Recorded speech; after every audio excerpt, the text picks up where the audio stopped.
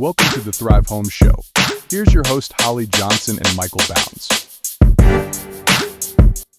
Welcome to the Thrive Home Show. I am Holly Johnson. I'm Michael Bounds. The Thrive Home Show is where we share expert insights, valuable tips, and inspiring stories to help you thrive in real estate. Today, we are going to be discussing the NAR settlement. And my question is, how does this new National Association of Realtors settlement, how does that affect buyers? Well, two things. I want to kind of approach this in a two-pronged approach.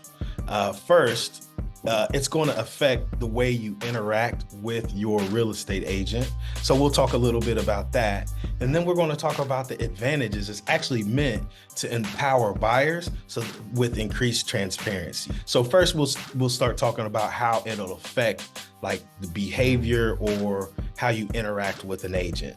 In the past, you would interact as a buyer, you would interact with an agent, and you really had no idea how a listing agent or a buying agent was compensated. This new settlement is going to increase the transparency. So then the agents, you'll be really clear up front the compensation of your real estate agent that you're hiring. So that's one of the benefits.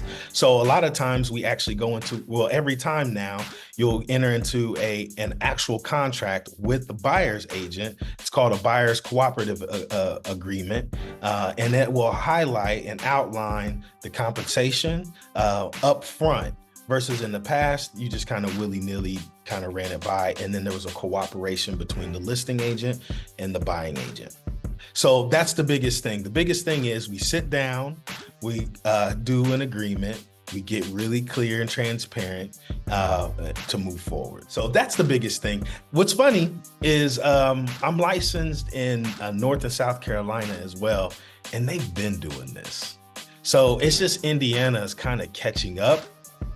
In North Carolina, if I'm a buyer's agent and I say, hey, I'm looking to buy a house, the first thing that you do as soon as you engage with a real estate agent is you sign a listing contract.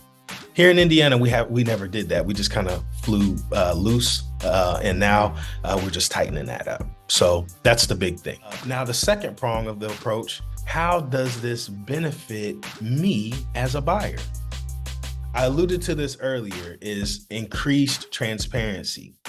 Now I will sit down with you and I'm saying, hey, this is what it costs. This is what my services cost. And we get really clear on that. By being able to do that, the buyer can then negotiate better terms. So there's a competition that can happen. Where before there was no transparency, nobody ever really talked about agent compensation. So that can lower cost, et cetera, for the buyer. So there's a lot of benefits to this. It's just a matter of, just a new way of doing it. That's all. Sure. So it's not really that big deal. It's going to empower my buyers, my clients. So I'm super excited to be able to be a part of that. It's going to also lead to greater agent accountability.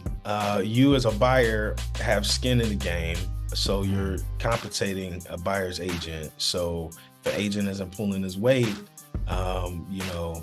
there could be some increased accountability. So I think this is a good thing. This is a good thing for the industry.